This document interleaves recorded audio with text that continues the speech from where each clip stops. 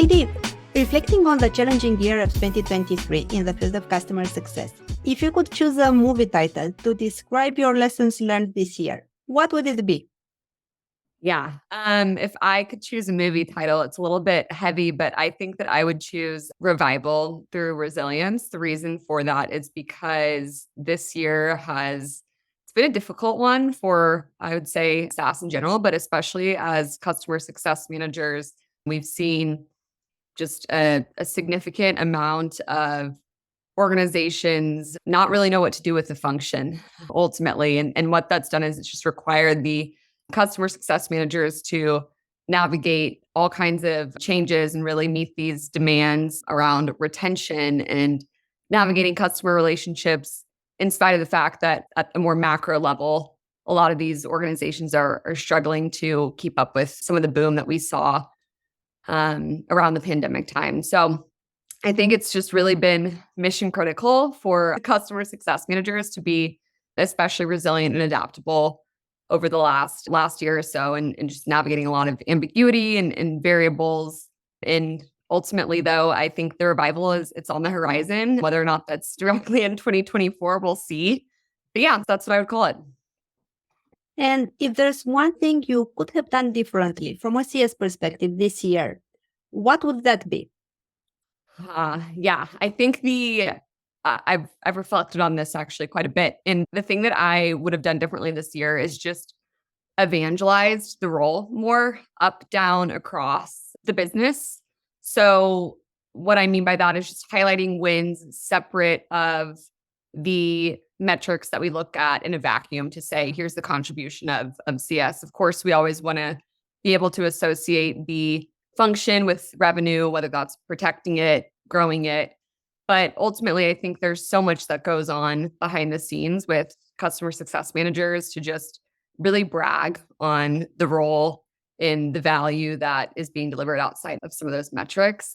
I have some regret about not doing that to the extent with which the function deserves.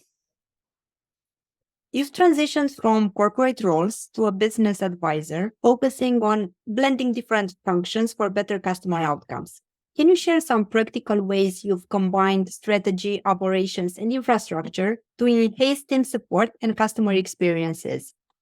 Yeah, absolutely. Thanks for asking that. So I think that one of the just fundamental beliefs that I have is customer success truly is business success. In order for a business to deliver on what their goals are, which ultimately is growing and maintaining their revenue that they have in place today, fundamentally, there's intentional processes that have to be in place. And as companies grow, the way that a $5 million company functions versus a $50 million company versus a $1 billion company, there's going to be a lot of different stages. And I think that what we found is more often than not, especially in SaaS over these last few years, these companies have grown. The infrastructure behind the company can't necessarily keep up with the growth that's happening. So what does that do? That creates friction ultimately with the customer experience. So I really have a passion for auditing, if you will. Where are there gaps today? What are some of the challenges that I'm seeing internally that are keeping customer success managers from being most effective, and understanding from a customer level as well as a customer success manager level, where are some of those disconnects? What needs to be solved for internally? More often than not, ultimately, it comes back to maybe the operations and just the way that the day-to-day is designed doesn't actually support the overarching strategy. So I'm passionate about just understanding those things, creating things so that ultimately we're measuring the right things. We're creating repeatable outcomes for customers so that customer success managers are enabled, and ultimately business and customers thrive. You are currently focused on developing the business strategy as a foundation for your own business. What are the key elements you are incorporating into this, especially with your passion for operational design? Yeah, thanks for asking that. It's been a journey, having spent 10 plus years in corporate roles and being a glorified corporate dropout at this point. part of why I'm doing this is because I do have a passion for so much of what I've learned in being customer facing, but also working for multiple different teams and organizations through journeys of growth.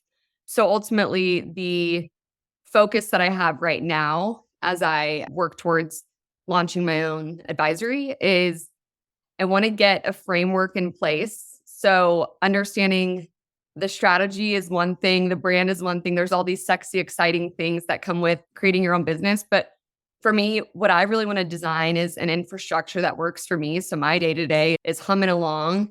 And ultimately, in doing that, it will allow me to create a framework that I can go take to other organizations that are similarly struggling with just the foundational elements. So right now I'm really focused on designing my singular tech stack as a human of one. Like, where can I leverage AI in my day to day? What tasks can I automate? What do my SOPs look like? And it all sounds fluffy and like a lot of work for a one woman show. And of course, this will iterate as time goes on. But I think that is so mission critical in what I've observed in businesses in the past is that infrastructure is lacking or it's not intentional. So right now I'm super, super focused on designing my V1 of the infrastructure for my business so that it can run itself. And I'm getting to do the work that I enjoy versus being in the weeds day to day of the business, running me. And in terms of infrastructure, can you go a bit into details? I'm curious, what did you set up? What are your go-to tools that make you efficient in what you do? Yeah, it's been a journey trying to figure that out. I've spent a lot of time, I would say over the last 3 months or so, before I fully stopped in my full-time role that I had prior to this, doing a lot of research and ultimately trialing several different softwares. So for me, Trello is something that I have been using for over a decade now. I think it's just super intuitive and easy. And that has helped me just take everything that's going on inside of my brain and dump it into a singular space and really start to be intentional about prioritizing what needs to happen in what order. And so Trello is something I've been looking at or that I've been leveraging, but I've been looking at Zoho. I've had Dubsado is an entrepreneurial CRM system that I'm currently exploring as well. And Monday.com can't say enough good things, but it's actually really funny. What I've learned through this process is there are so many tools out there, and a lot of folks are in organizations ultimately. They have all these different tools in their tech stack, but lots of these could be sunsetting one another. There's ways to leverage Gmail Google Workspace, for instance, that can totally negate the need for something like Calendly. I didn't realize that until I started to really get into the meat and potatoes and see what do I need in my day-to-day versus what are the products I think I need. And it's been a really interesting journey. And I think ultimately it will help me a lot with my consulting around businesses being able to get certain tools off of their plate and really double down on leveraging what it is that they have today. But yeah, in the immediate, I'm trying to just focus on my CRM. And I've also really been liking Scribe, which is an AI that helps to create SOPs. So again, even though I'm a one-woman show, I would like to think that in the future I won't be. And so I want to be really intentional about creating processes, even if it's just for myself in the immediate. And I've really been enjoying Scribe. So that's what I got. We'll come back to tools. Yeah. Speaking about the processes, even if you are, as you mentioned, a one man show, and you are definitely wearing different hats, what are the processes that you consider they are a must-have even in a company of one? Absolutely. I think the most important thing is, or let me take a step back. The two most important processes in my mind are very intentional website design that supports the lead generation processes, which I can get into that a little bit deeper. But I would say that's the first one, is just having your digital presence design really integrated with your sales process. So that would be the first one. And then the second one I would say is the onboarding experience. So what I mean by that is if I think about where am I super focused, what's the first process that I need to plan? Where do I start with that? Rather than just diving right into, I'm going to go whip up a website, I'm going to go market myself, this, that, and the other.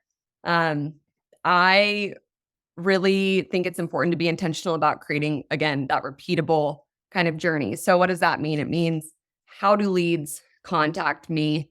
What's the first step that I want them to take? Is it submitting a form?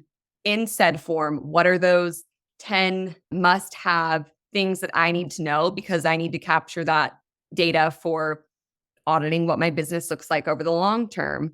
Is it a video call? Is it an in-person appointment? These things that seem just so rudimentary, I think often, these are really important to get your hands around early on so that you can start to understand, what are people coming to me for? A business of this size that's $10 million is frequently running into issues around this particular situation, enablement maybe for their CS team, or where are the quality leads coming from? Is that through my LinkedIn post, or is that through just organic SEO or search or whatever that may be?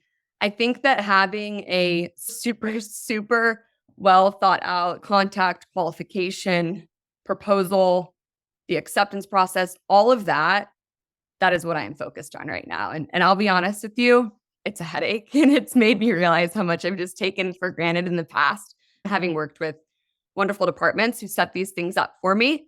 But ultimately, having grown and scaled teams, it is one thing that I hear over and over again. And I think brands have an incredible opportunity in the marketplace to differentiate themselves as a vendor if they can create that really repeatable, cohesive, predictable experience for customers. And that starts with, when said customer is just a prospect. So I could nerd out about that one all day. I'll spare you.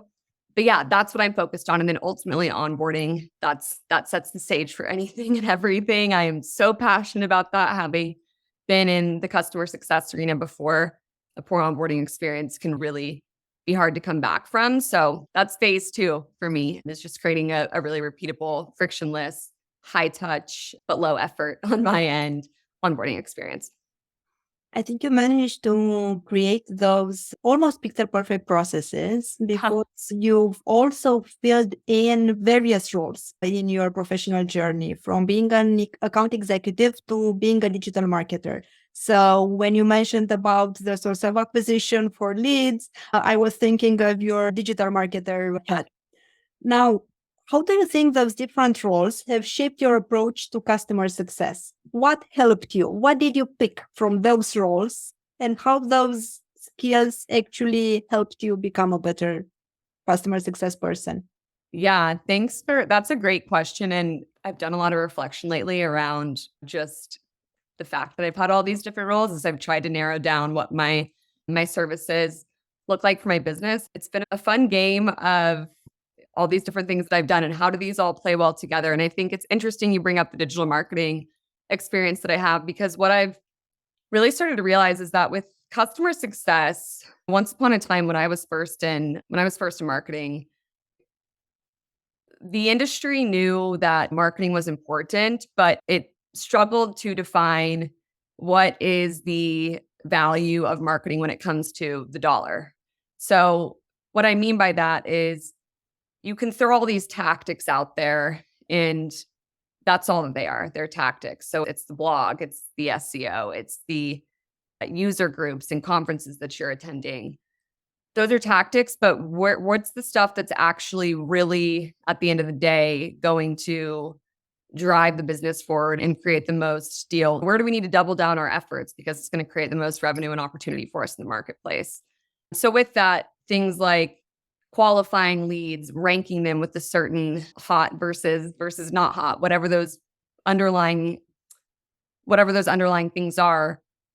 Once upon a time, that was pretty subjective, I'd say. And a lot of what we've learned about marketing over the past 10 years, I think, is going to similarly influence customer success, where right now it's a little bit nuanced. There's this need for customer success, but how do we actually measure the impact and the value outside of just retention or expansion metrics or NPS or whatever it is that we want to throw out there. Very similarly, I think that the efforts of marketing once upon a time, we've seen over the last 10 years, I think that has just been an interesting observation for me, having been a marketer and now a customer success professional, is just understanding that too was once confusing for a lot of people, but super, super valuable. I think that will translate to customer success. We're starting to see that.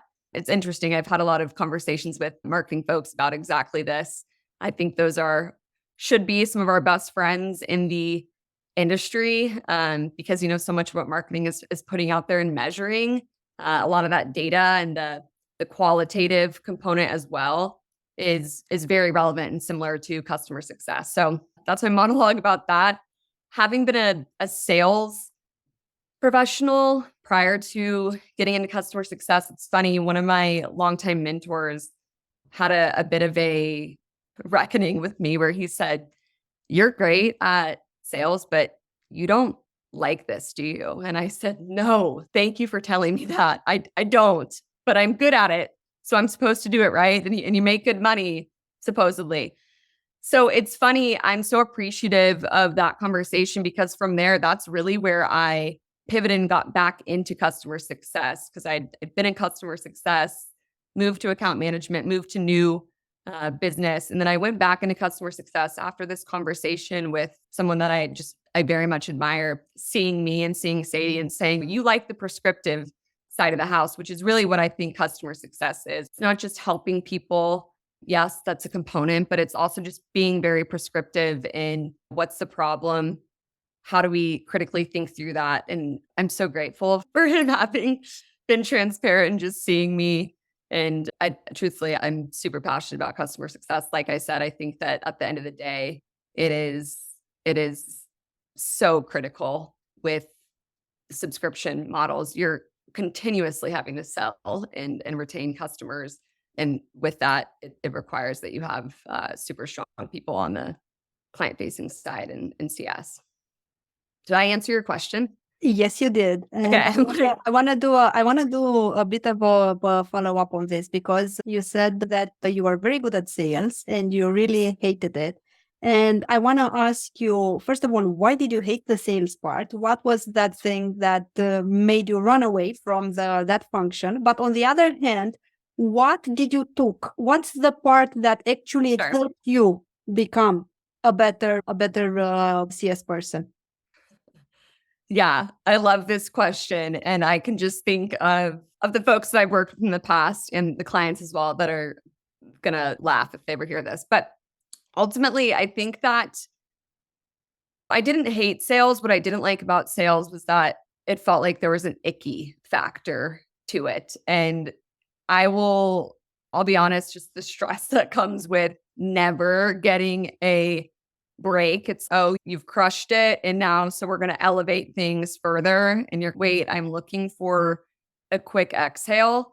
That was something that, after having been in it for 5 years, I was just exhausted. I was looking for a break, but I still wanted to be able to help people and really leverage the commercial side of what sales was. So for me, one thing I really struggled with in sales that I would say is ultimately the biggest deterrent for me was, once I closed a deal, I didn't want to let go of that customer relationship. At that point, I knew that Sean was coaching his daughter's hockey team, and they had just started fostering a puppy.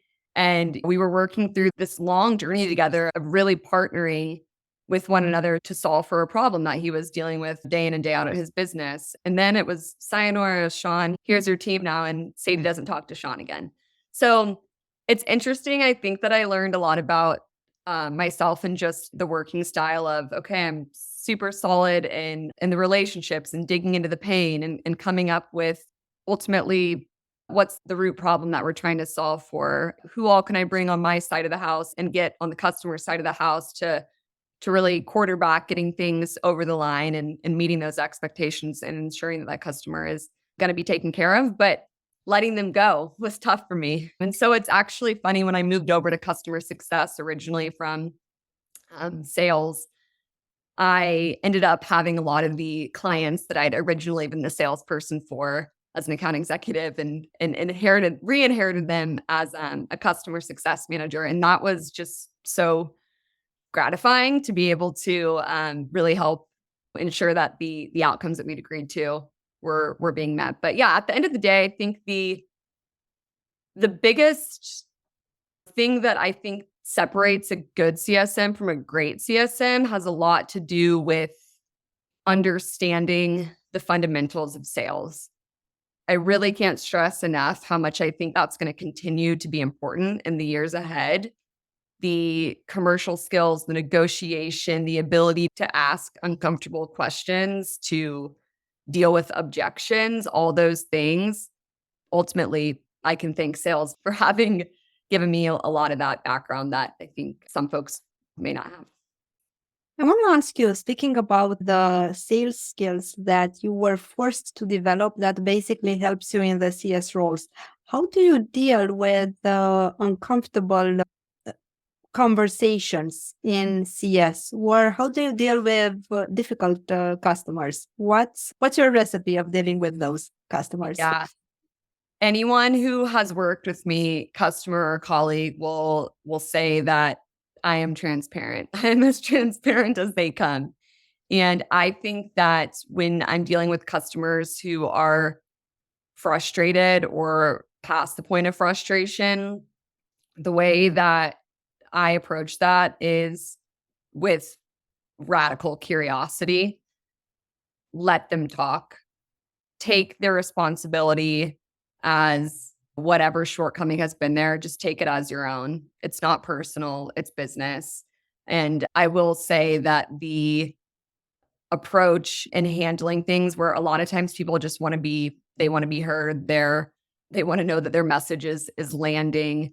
I think about my experience when I'm a customer, whether I'm at a restaurant or I've purchased something and it shows up broken and I'm having to call the customer service. I try to be very intentional in how I handle those conversations and not make it about the delivery where, customers, they can be tough, not make it about the delivery, but instead just try to focus on the solution. We're going at this together. I'm your partner in this. I'm in the trenches with you.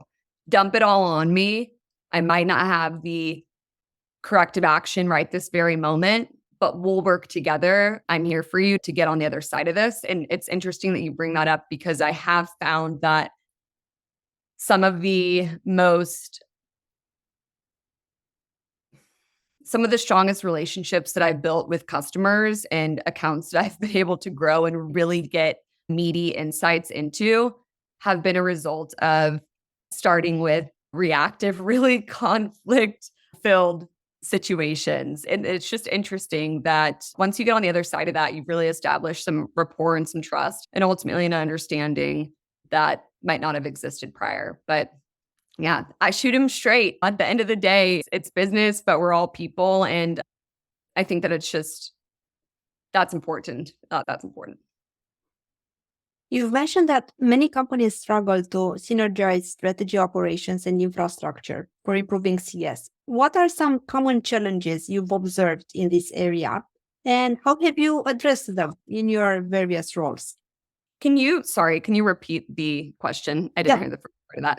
You've mentioned that many companies struggle to synergize strategy, operations, and infrastructure to improve their CS processes. What are some common challenges that you've observed in this area? Why don't they manage to do this? And what would be your recommended solution? Yeah, I think that it's a great question. So I think ultimately what happens a lot of times is similar to what I was speaking to earlier around crafting my own business and how I'm trying to be really intentional with setting the stage for success before just letting the business run wild. I think oftentimes businesses, once they're rolling, there's not a pause to just reflect on, is what we're doing working? Is that actually getting us closer to where we're trying to go? And ultimately, especially in an industry like tech, what we find is we're moving at light speed. Things are changing very quickly. You've got to be agile. You've got to be on. We might be under-resourced, significantly overworked, whatever it is. There's not always the pause for reflection to say, where do we maybe need to restructure this? Or is this process one that could be automated or maybe even nixed altogether? Why are we doing it? Is it just because we've always done it? Or is it because it's legitimately necessary? I think that in my observation, that sort of quiet reflection, if you will, and an inventory of what's going on just simply doesn't happen sometimes. And so when you bring fresh perspectives or folks like myself who have experience of working in silos outside of their particular function in that moment, what you'll find is you start to recognize things. This part of our process, that doesn't make a lot of sense as far as why are we taking a renewal conversation that starts with a customer success manager, but at a certain threshold punts over to a sales executive? Is that really the best thing from a customer perspective? Is that a good experience? I'm in the weeds of their use case, but wait, I don't have the commercial acumen maybe that the sales executive does to manage this conversation. I think that some of those things that just sound maybe a little bit rudimentary, we forget. And that starts with leadership. That starts at the top, and understanding is what we're doing. I think just always being willing to innovate is important. And in order to don't just innovate to innovate. In order to do that successfully, you have to prioritize, you have to take inventory, which requires intentionally taking some time out to just have that thoughtfulness. And then ultimately you have to manage the change. I think that's where organizations struggle as well, is sometimes they throw tactics or solutions at things, but if the change isn't actually being managed, then it doesn't go anywhere. I mentioned that I want to go back to the idea of tools, and I want to ask you how crucial is choosing the right tools and technology for CS team's success. Because I understand the perspective, and I understand that depending on where you are in a company journey or in the lifetime of a team, the technology stack changes. I want to understand how important is it from your perspective in the life of a CS department.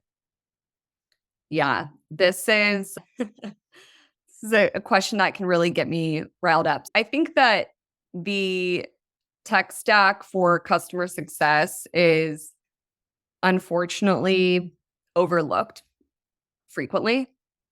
I've experienced organizations that haven't had a customer success platform in place, for instance. So customer success has been reliant on primarily a Salesforce or a HubSpot, what ultimately is a CRM system, whereas the sales side of the house or the marketing side of the house, support, finance, whomever else, they have their special tools, but customer success is expected to just roll with bits and pieces of everyone else's.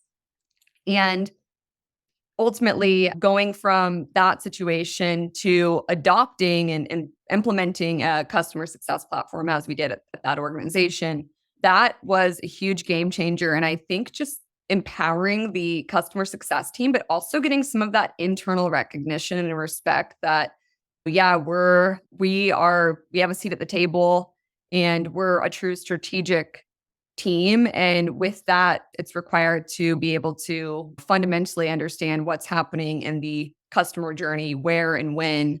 And without a customer success platform, if you're taking something like Salesforce, for instance, and trying to use that to manage your day-to-day, it's not going to work the way that you want it to at a certain level of organization. So when there's several complexities, whether it's with regard to use cases or the industries and the way that you've segmented how it is that you look at your customers, you can only go so far with something like a Salesforce. And so I think that, again, companies being very intentional about what's the purpose of customer success, how are they set up for success or friction in their day to day. And I think more often than not, what we find is that it's a lot of work to implement any of these tools. And there's so much customer data all over the place that a lot of times customer success managers end up using things like Excel or their own personal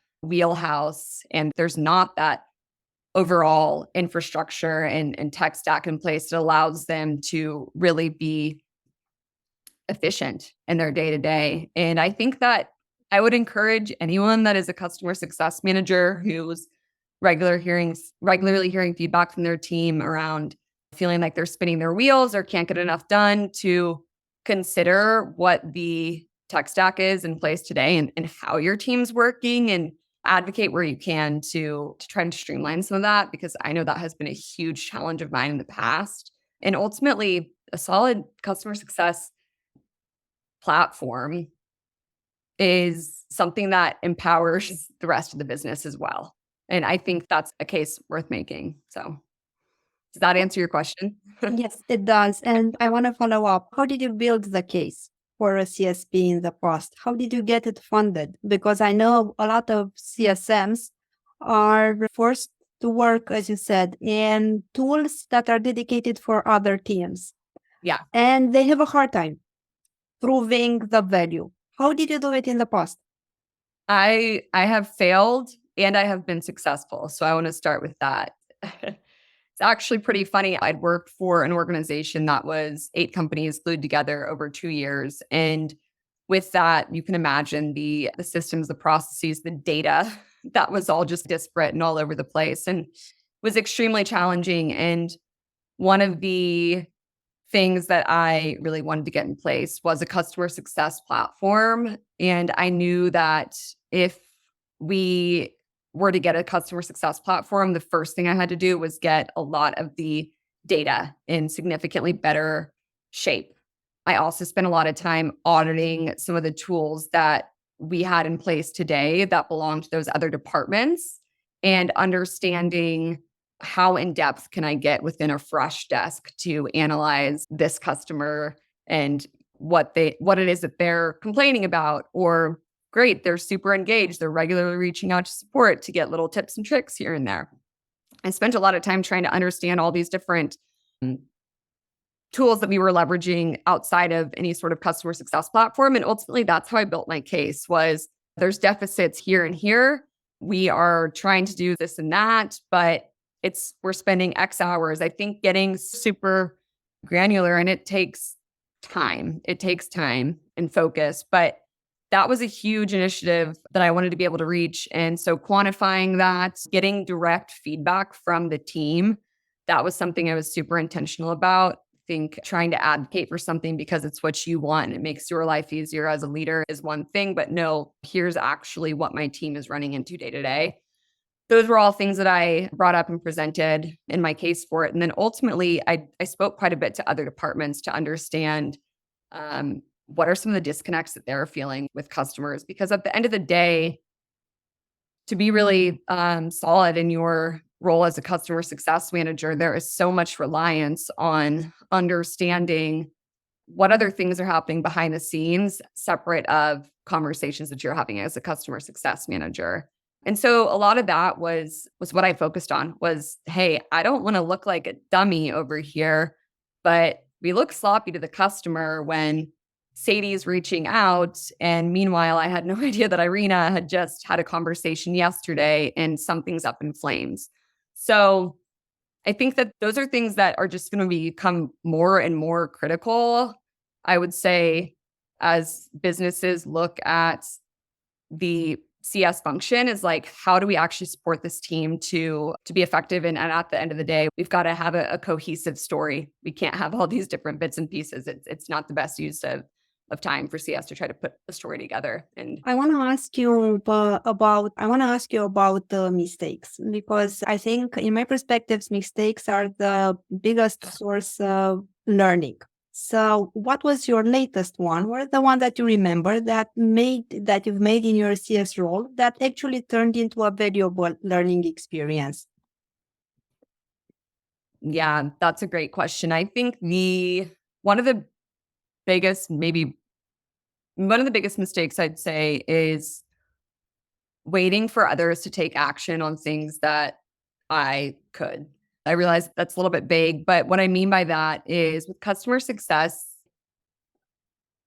the demands from customers never slows down. So one thing that you can control is creating content, creating templates, being intentional about how it is that you're spending your time and creating a strategy that works for you. I think I've spent time in the past where I'm trying to be everything all at once to everyone, and ultimately failing to plan is planning to fail. And having just intention to say, is what I'm doing, is this moving the needle? Is this purposeful? That's something that I've struggled with in the past. Most recently, I'd say that one of my biggest mistakes and learnings was not taking the onus and responsibility to advocate for customer success and all of the work that was being done for the team behind the scenes of those metrics that we spoke about earlier. That's something that I recently came up against, and after just doing some reflection, I was like, where did I fall short in this? And I should have just been more proactive internally with sharing some of the things that the department was doing, versus assume that because these other departments or leadership has access to see what it is that we're doing, I should be bragging on this stuff more. So that was a recent learning. I think one other thing that I just want to highlight while I'm here and on my soapbox is communication. Over communicate. Like, just that's a mistake that I see made so frequently in business, and especially for customer success. Like, over communication is critical, as is understanding how your counterparts and your customers like to communicate. Don't assume everyone is like you and wants to go back and forth over Teams.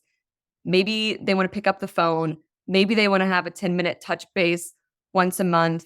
Maybe they're happy for you to just send them a vidyard video every now and then to check in.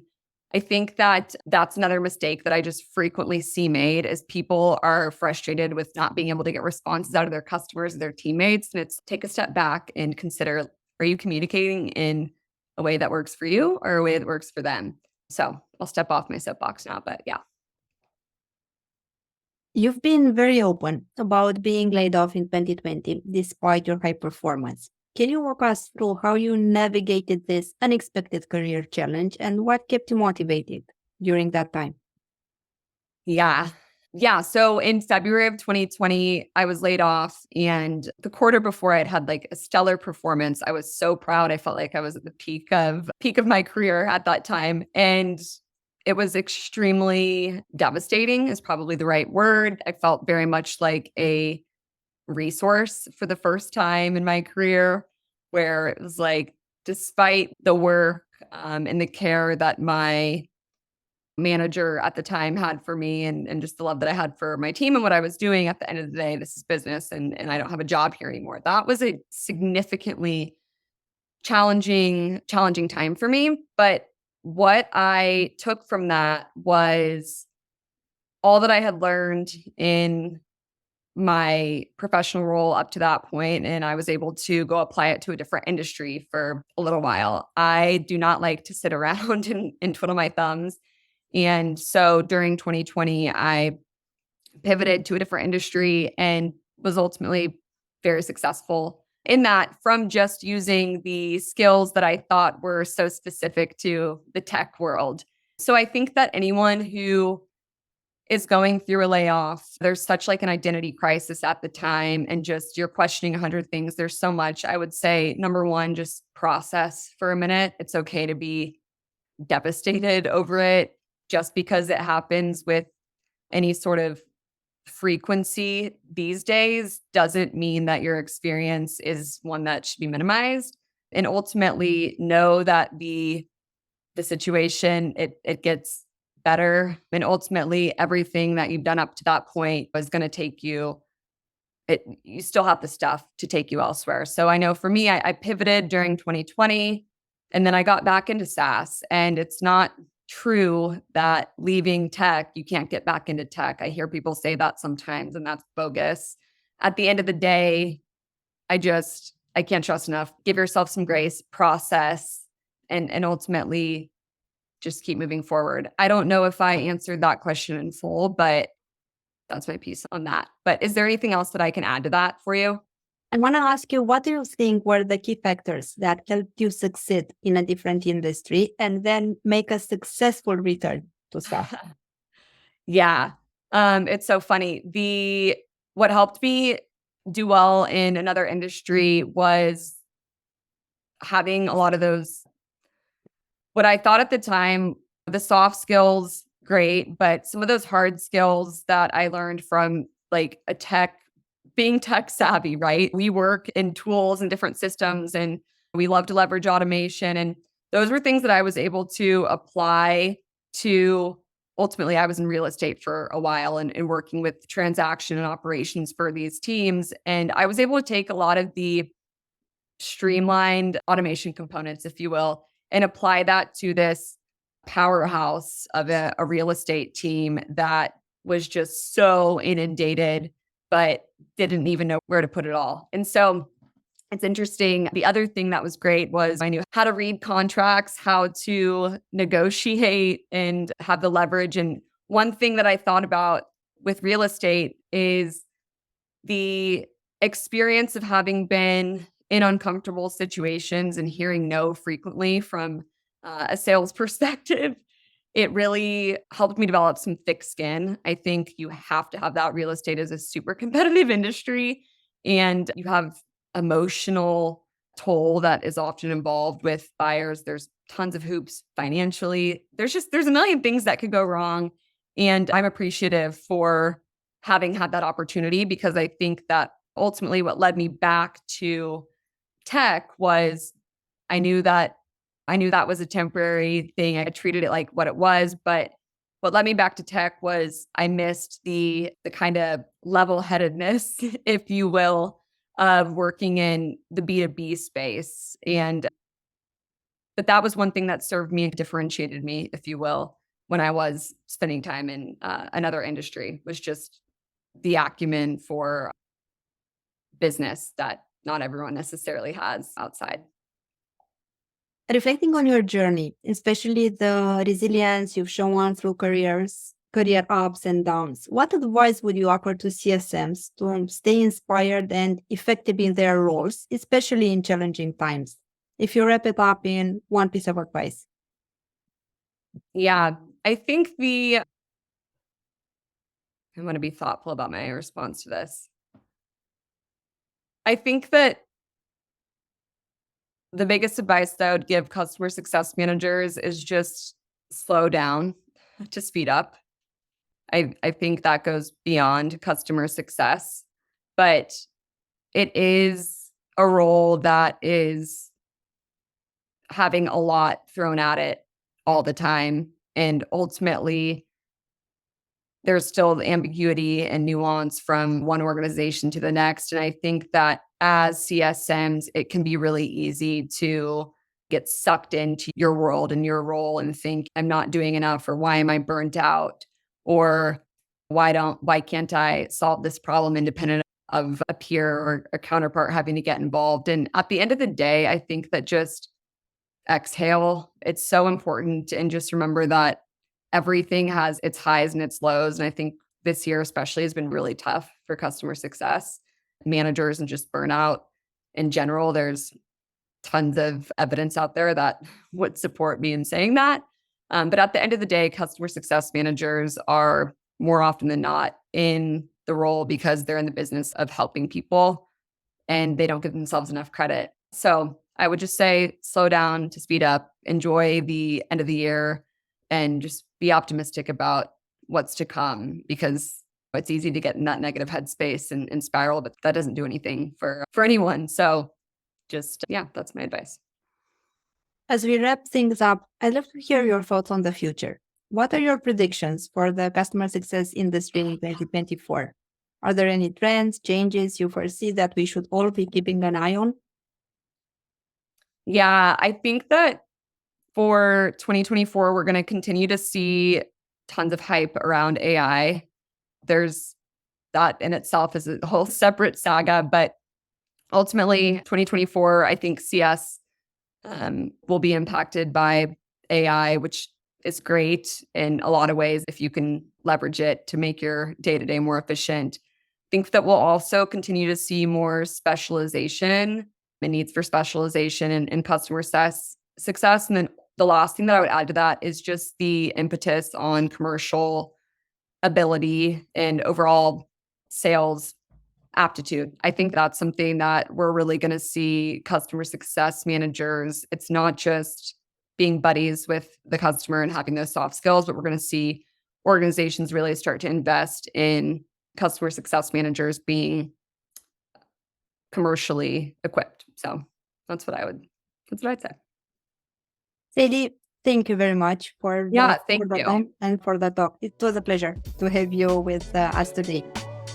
I appreciate it.